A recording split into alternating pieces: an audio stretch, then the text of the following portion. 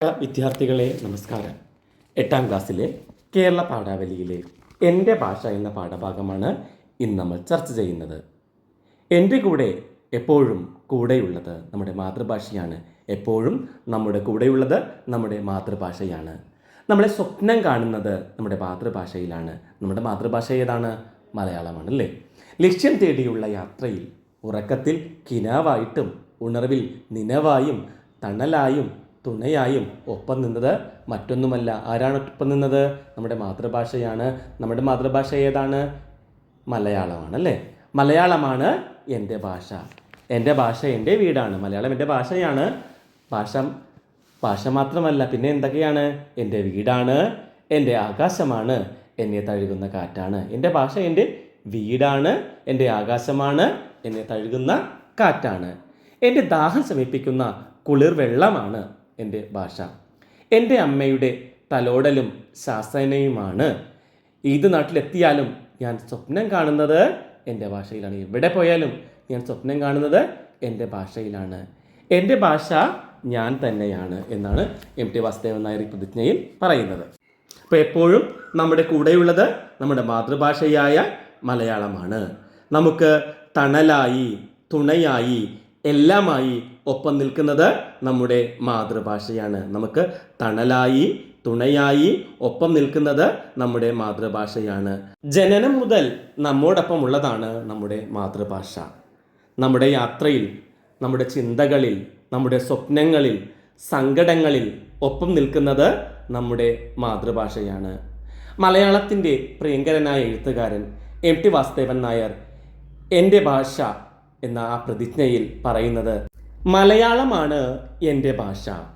എൻ്റെ ഭാഷ എൻ്റെ വീടാണ്, എൻ്റെ ആകാശമാണ്, എന്നെ തഴുകുന്ന കാറ്റാണ്, എൻ്റെ ദാഹം ശമിപ്പിക്കുന്ന കുളിർ വെള്ളമാണ്, എൻ്റെ അമ്മയുടെ തലോടലും ശാസനയുമാണ്.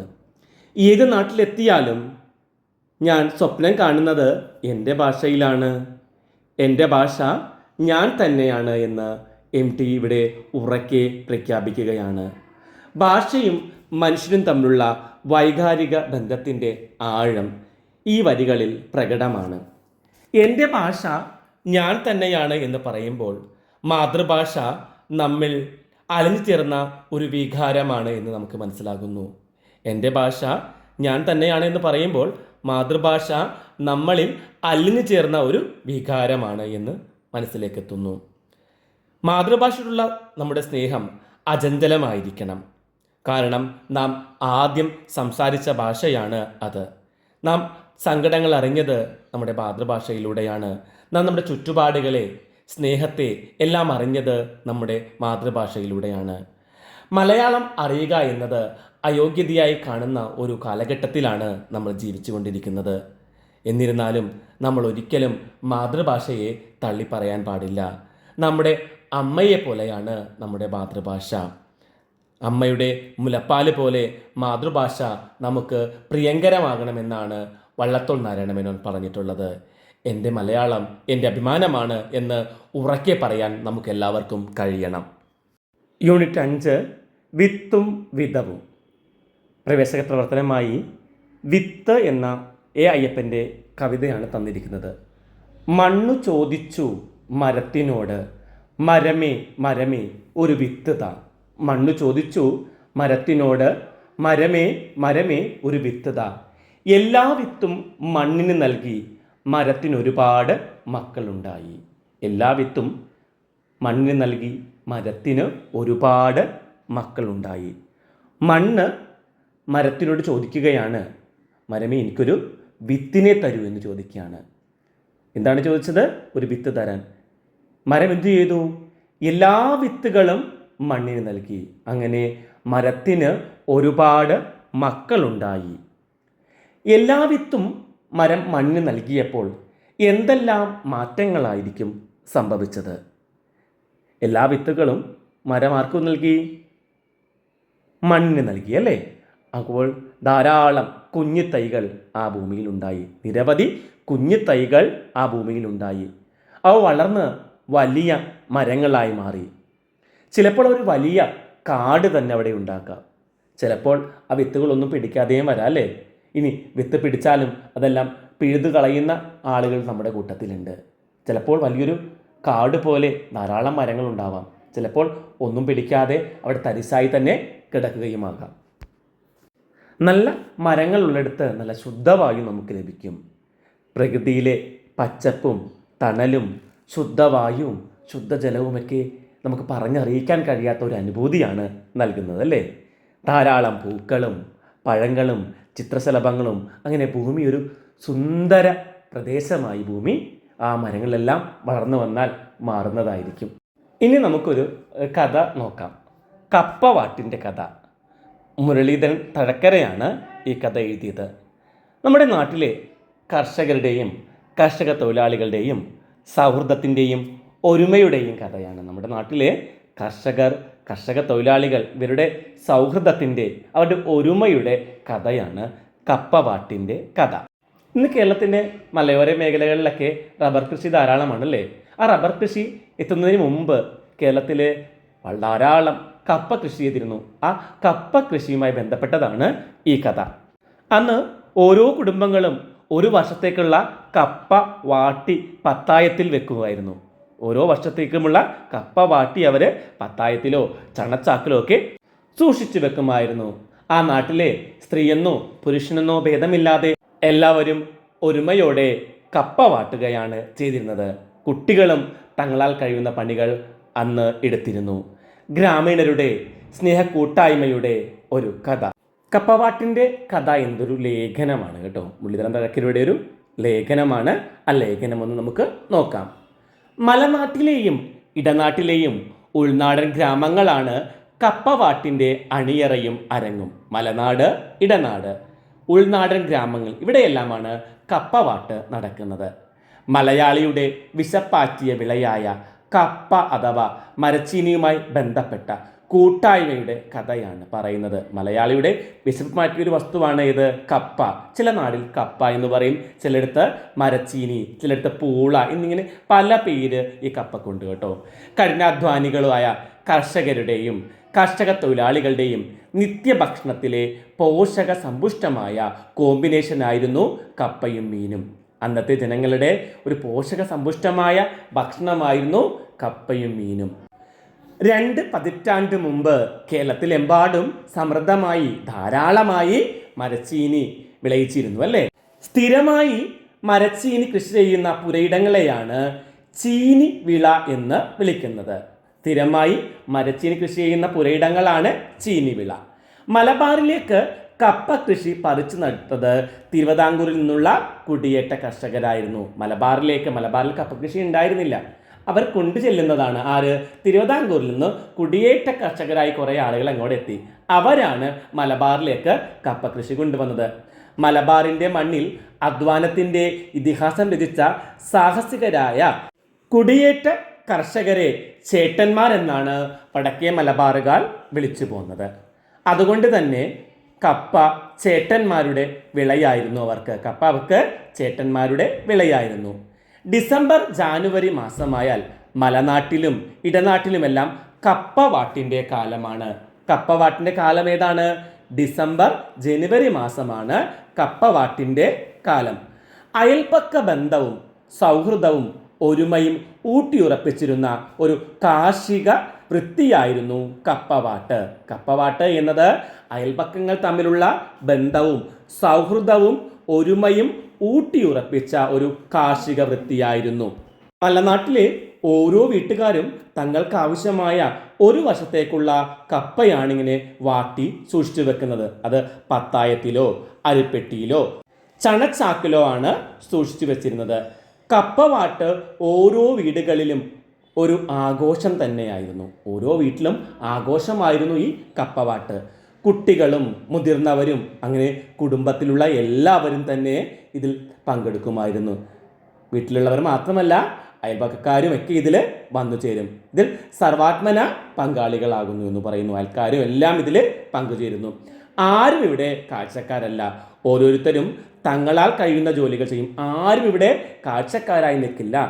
തങ്ങളാൽ കഴിയുന്ന ജോലി അവർ എടുക്കുമായിരുന്നു. അക്ഷരാർത്ഥത്തിൽ ഇതൊരു കാർഷിക പാരസ്പര്യമായിരുന്നു എന്ന് പറയാം അല്ലേ, ഒരു കാർഷിക പാരസ്പര്യമായിരുന്നു. കപ്പവാട്ടിൻ്റെ ആദ്യഘട്ടം കപ്പ വാട്ടി ഉണക്കാനുള്ള ഒരു പാറയൊരുക്കുക എന്നതാണ്. ചിക്കുപായിലോ ഇന്നത്തെ പോലെ സിൽപോളിൻ ഷീറ്റിലോ അല്ല കപ്പ ഉണക്കിയിരുന്നത്. കൃഷി സാധ്യമല്ലാത്ത വിശാലമായിട്ടുള്ള പാറപ്പുറത്താണ് കപ്പ ഉണക്കുന്നത്. ഒരു പാറയുടെ പുറത്തായിരിക്കും കപ്പ ഉണക്കിയിരുന്നത്. കപ്പ വാട്ടി ഉണക്കുന്നതിന് മുമ്പ് ഈ പാറപ്പുറം നല്ല തൂത്ത് വൃത്തിയാക്കിയിട്ടുണ്ടാകും. 1-1.5 ടൺ കപ്പ ഉണക്കിയെടുക്കാൻ കഴിയുന്നത്ര വിശാലമായ പാറകളുണ്ടായിരുന്നു. കർഷകർ പരസ്പരം ആലോചിച്ച് കപ്പ വാട്ടുന്ന തീയതിയും മറ്റും നേരത്തെ തന്നെ തീർച്ചയാക്കിയിട്ടുണ്ടാകും. ഈ തീയതി തെറ്റിക്കാൻ പാടില്ലെന്നത് പരസ്പര വിശ്വാസാധിഷ്ഠിതമായ ഒരു തീരുമാനമായിരുന്നു. ഓരോരുത്തരും എന്നാണ് കപ്പ വാട്ടുന്നത് എന്നൊരു കൃത്യമായ തീരുമാനം എടുത്തിരുന്നു. ആ തീരുമാനം മാറ്റാൻ പാടില്ല. ഒരു പരസ്പര വിശ്വാസമായിരുന്നു ഇത്. കപ്പ വാട്ടിനും കപ്പ ഉണക്കുന്നതിനുമെല്ലാം പരസ്പരം സഹായിക്കേണ്ടതിനാൽ ഒരു ടൈം ടേബിൾ തന്നെയാണ് മലനാട്ടിലെ ഗ്രാമീണ കർഷകർ കപ്പവാട്ടിൻ്റെ കാര്യത്തിൽ ക്രമീകരിച്ചത്. ഒരു ടൈം ടേബിൾ തന്നെ ഉണ്ടായിരുന്നു എന്നാണ് പറയുന്നത്. കൃത്യമായി പരസ്പരം അങ്ങോട്ടും സഹായിക്കണമല്ലോ, അതുകൊണ്ട് വ്യത്യസ്ത തീയതികളിൽ തന്നെ ആയിരിക്കണം ഇവർ കപ്പ വാട്ടേണ്ടത്. കപ്പ പറിച്ചെടുക്കുന്നതിൻ്റെ തലേ ദിവസം തന്നെ ഇലയും മറ്റും ഒടിച്ചു നിർത്തും. ശരാശരി ഒരു മൂട് കപ്പ ചുരുങ്ങിയത് 15 കിലോഗ്രാം വരെയുണ്ട്. ഒരു മൂട് കപ്പ എന്നത് ഒരു 15 കിലോ വരെയെല്ലാം കിട്ടും. കപ്പത്തണ്ടിൽ കുറുകെ ഒരു കഴ വെച്ച് കെട്ടി ആ കഴയിൽ പിടിച്ചാണ് കപ്പ പറിക്കുന്നത്. കപ്പയുടെ തൊലി പൊളിക്കുന്നത് സ്ത്രീകളാണ്. അപ്പോൾ ഈ കപ്പവാട്ട ആരംഭിക്കുമ്പോൾ കപ്പയുടെ തൊലി കളയുന്നത് സ്ത്രീകളായിരിക്കും. കപ്പ അരിയുന്നത് പുരുഷന്മാരും.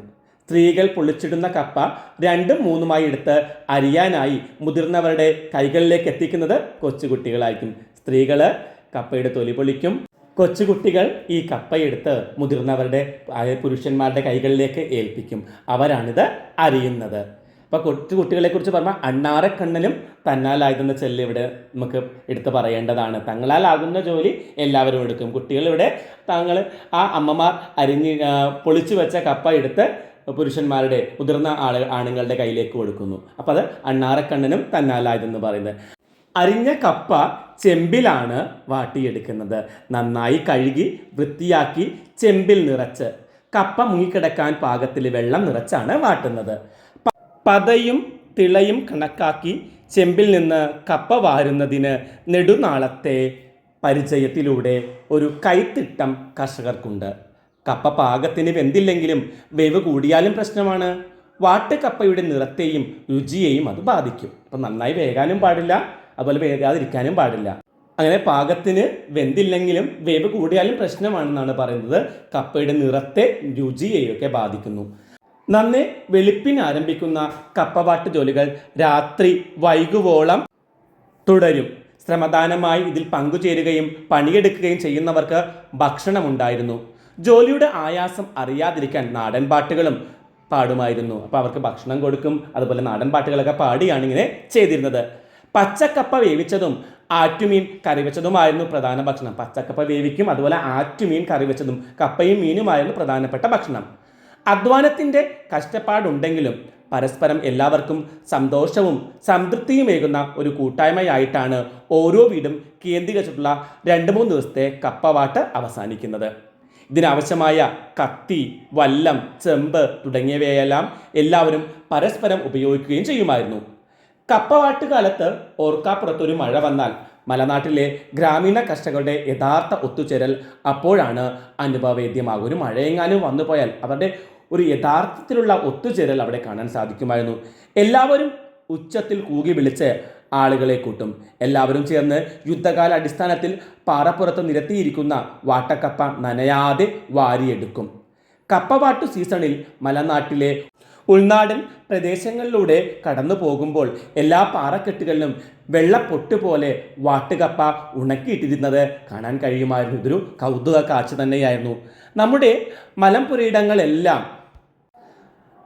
റബ്ബർ എന്ന അത്ഭുത വിളയുടെ അധിനിവേശം ഉണ്ടാകുന്നതിന് മുമ്പുള്ള സ്വാർത്ഥമോഹമില്ലാത്ത കൂട്ടായ്മയുടെ കഥയും കാര്യവുമാണിത്.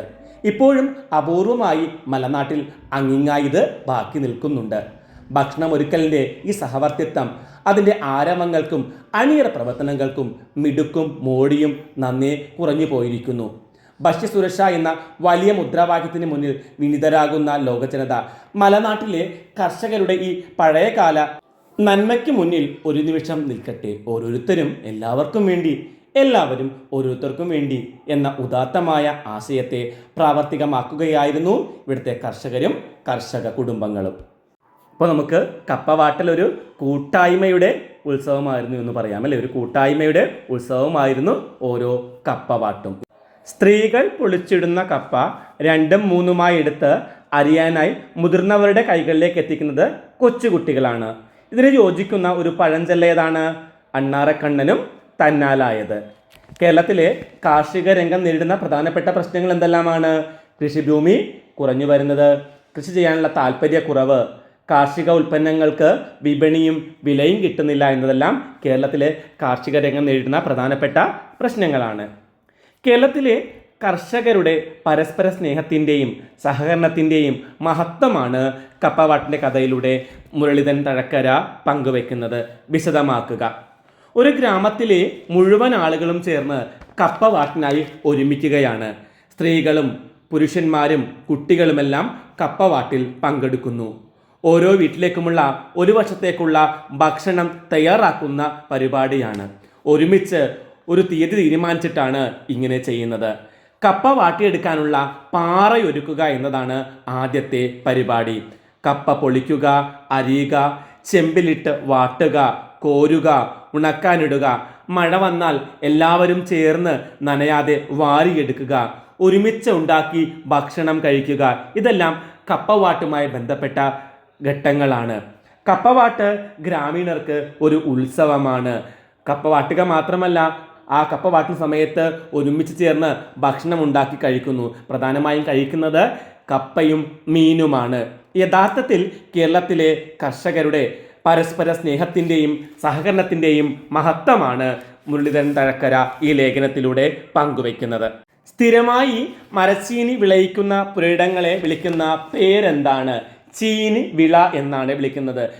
ഒറ്റക്ക് നട്ടാൽ വിളയുന്നതും ഒരുമിച്ച് നട്ടാൽ വിളയുന്നതും ഒരേ വിളവല്ല. വരികളുടെ ആശയമെന്ത്? ഒരു വ്യക്തി ഒറ്റക്ക് ചെയ്യുന്ന കൃഷി ഒരുപാട് പേർ ചേർന്ന് ചെയ്യുമ്പോൾ ഒരാളുടെ അധ്വാനത്തിലൂടെ ലഭ്യമാകുന്ന വിളവല്ല കൂട്ടായി ചെയ്യുന്ന കൃഷിയിലൂടെ ലഭിക്കുന്നത്. കൃഷി ഒരുമിച്ച് ചെയ്യുമ്പോഴാണ് ആസ്വാദ്യമാകുന്നതും വിജയത്തിൽ എത്തിച്ചേരുന്നതും. കൃഷി ഒരുമിച്ച് ചെയ്യുമ്പോഴാണത് ആസ്വാദ്യമാകുന്നത്, വിജയകരമായി അവസാനിക്കുകയും ചെയ്യുന്നത്. മനവും കരവും കൈകോർക്കുമ്പോൾ മണ്ണിൽ സ്വർഗം വിളയുന്നു. ഈ വരികളുടെ ആശയം എന്താണ്? കർഷകരാണ് മണ്ണിനെ സ്വർഗമാക്കുന്നത്. കർഷകരാണ് മണ്ണിനെ സ്വർഗമാക്കി മാറ്റുന്നത്. കർഷകരുടെ ചിന്തകളും പ്രവൃത്തികളും ഏകീകരിക്കുമ്പോൾ, ഒരുമിപ്പിക്കുമ്പോൾ ഫലം നൂറുമേനിയായിരിക്കും. അതായത് മികച്ച ഫലം ലഭിക്കും. ഇന്ന് നമ്മൾ ഭക്ഷ്യസുരക്ഷയ്ക്ക് വലിയ മുൻതൂക്കം കൊടുക്കുന്നവരാണ്. ഭക്ഷ്യസുരക്ഷക്കാർ ഈ കപ്പ വാട്ടുന്നത് മലിനമായ സ്ഥലത്താണ് എന്നും പറഞ്ഞ് വഴക്കുണ്ടാക്കാൻ വന്നേക്കാം. ഇതിനോട് നിങ്ങൾക്ക് യോജിക്കാൻ സാധിക്കുമോ? ഒരിക്കലും സാധിക്കില്ല. ഭക്ഷ്യസുരക്ഷക്കാണ് നമ്മൾ പ്രാധാന്യം നൽകുന്നത്. പക്ഷേ ഭക്ഷ്യസുരക്ഷാ വകുപ്പ് പറയുന്നത് പോലെയൊന്നുമല്ല ഇത്. ആ പാറപ്പുറം അവർ ആദ്യമേ തന്നെ വൃത്തിയാക്കുന്നുണ്ട്. എല്ലാവരും ഒരുമിച്ച് ചേർന്ന് ആ പാറപ്പുറം വൃത്തിയാക്കിയിട്ടാണ് കപ്പവാട്ട് നടത്തുന്നത്. അതൊരു ഗ്രാമത്തിൻ്റെ ഉത്സവമാണ്. ഗ്രാമത്തിൻ്റെ ദിവസങ്ങളോളമുള്ള അധ്വാനവും സ്നേഹവുമാണ് ആ കൂട്ടായ്മയിലുള്ളത്. മായം കലരാത്ത ഭക്ഷ്യപദാർത്ഥങ്ങളാണ് അതിലൂടെ ലഭിക്കുന്നത്. നല്ല ആരോഗ്യകരമായ രുചികരമായ കപ്പയാണ് അവയിലൂടെ ഉണ്ടാക്കിയെടുക്കുന്നത്. അതിലൊരു തരത്തിലുള്ള മായവും ചേരുന്നില്ല. ഇന്ന് നമുക്ക് കിട്ടുന്ന ഭക്ഷണ പദാർത്ഥങ്ങൾ മായം ചേർന്നതാണ്. എത്രയോ രോഗങ്ങൾക്കത് കാരണമാകുന്നു. നമ്മുടെ നാട്ടിൽ നിന്ന് ക്യാൻസർ പോലുള്ള രോഗങ്ങൾ പടർന്നുകൊണ്ടിരിക്കുകയാണ്. അതിനുള്ള പ്രധാനപ്പെട്ട കാരണം ഈ ഭക്ഷണത്തിലെ മായം ചേർക്കൽ തന്നെയല്ലേ? ഈ കപ്പവാട്ടൊന്നും ആരോഗ്യത്തെ ഒരിക്കലും ഹാനികരമായി ബാധിക്കില്ല എന്ന് തന്നെയാണ് എൻ്റെ അഭിപ്രായം. ഇന്നത്തെ ക്ലാസ് നമുക്ക് ഇവിടെ അവസാനിപ്പിക്കാം. മറ്റൊരു ക്ലാസ്സുമായി കാണും വരെ എല്ലാവർക്കും നന്ദി, നമസ്കാരം. ക്ലാസ് ഇഷ്ടമായെങ്കിൽ ലൈക്കും ഷെയറും കമൻറ്റും എല്ലാം പ്രതീക്ഷിക്കുന്നു കേട്ടോ.